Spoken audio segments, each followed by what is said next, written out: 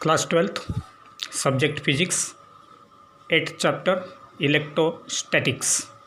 that is the study of electric charges which are at rest. Some of the basic concepts already we have studied during 11th standard. The statement of Gauss law is stated as the total flux phi coming out of a closed surface enclosing total charge q inside the closed surface is given by Gauss law. The mathematical statement is phi equal to q upon epsilon 0, that is equal to integration over closed path vector e dot vector ds equal to integration over closed path e ds cos theta. This e ds cos theta term is derived from vector e dot vector ds, that is the dot product of these two vectors. Now let us consider some of the applications of Gauss law. The very first application is electric field intensity due to uniformly charged spherical shell or hollow sphere. So in this application we have to consider a spherical shell or hollow sphere, and due to that sphere, if it is charged, then what will be the electric field intensity due to this spherical shell or hollow sphere at any point, that we will have to find. For that, let us consider a sphere of radius r and center O, which is charged with positive q charges, such that the uniform surface charge density sigma, where sigma is equal to charge per unit area. So at any point P, we have to find out the electric field intensity due to these charges which are spread on this spherical shell or hollow sphere. To find the electric field intensity at point P, which is lying at a distance equal to small r, let us draw the Gaussian surface with radius equal to small r and center as O. That means both these spheres having radius capital R and small r will be concentric, that is having same center. The radius of inner sphere is capital R, for this outer sphere it is small r. To find the electric field intensity at point P, let us consider a small surface area ds which encloses that point P. That is, around this point P, a small surface area ds is drawn. Then, as the spheres are considered here, due to the spherical shape of these two spheres and by the symmetry, the electric field intensity at each and every point on this Gaussian surface will be having equal magnitude, and it will be directed outwards radially, and therefore all these arrows will represent the electric field intensity due to these charges. Now if you consider point P, at this point P, the direction of electric field intensity E, and the normal drawn to the surface area ds will lie along the same line. That's why angle between them, that is theta, will be equal to 0. As angle theta is equal to 0, cos theta will be equal to 1. Now the total charge on the surface of the sphere, that is this inner sphere on which the charges are distributed, the total charge distributed will be equal to q equal to sigma into 4 pi r square,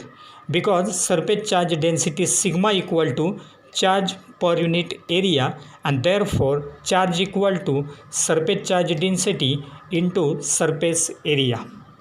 Now according to Gauss theorem, by Gauss theorem, the net flux through the closed surface is the net flux through the closed surface will be equal to phi is equal to q upon epsilon 0. Actual relation is phi equal to q upon epsilon 0 k, but for air or vacuum k is equal to 1, and that's why phi will be equal to q upon epsilon 0. Now the angle between the electric field intensity and the normal to the surface of the sphere,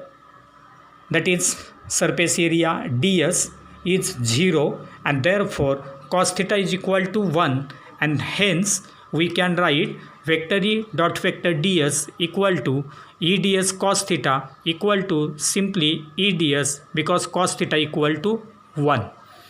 Therefore the flux d phi through small surface area ds will be equal to E into ds, and hence the total electric flux through Gaussian surface, that is the outer sphere of radius small r, is phi is equal to integration over closed path d phi, that is equal to integration over closed path vector E dot vector ds, that is equal to integration over closed path E ds, and then it will be equal to E into integration over closed path ds, as E is constant, because at each and every point on the outer sphere E is having same magnitude, and therefore it is taken as constant and hence taken out of integration. But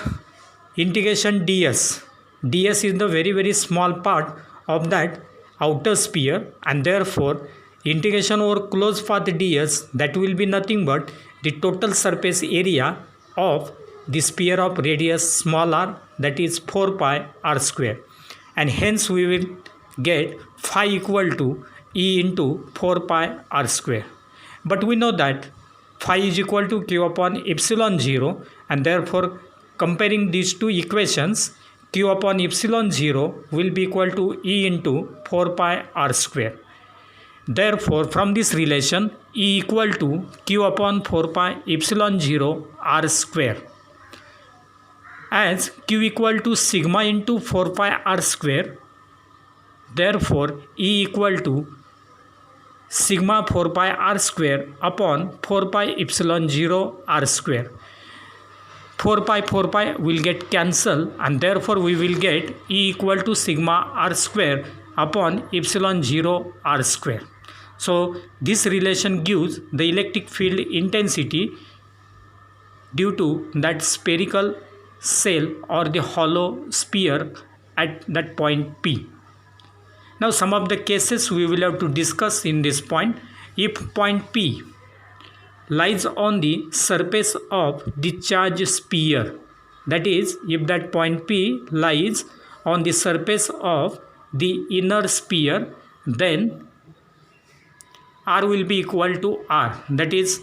point P lies on the surface of inner sphere, and therefore small r equal to capital R, and hence E will be equal to sigma r square upon epsilon 0 r square, that is equal to sigma upon epsilon 0. Similarly, second case, if the point P lies inside the sphere,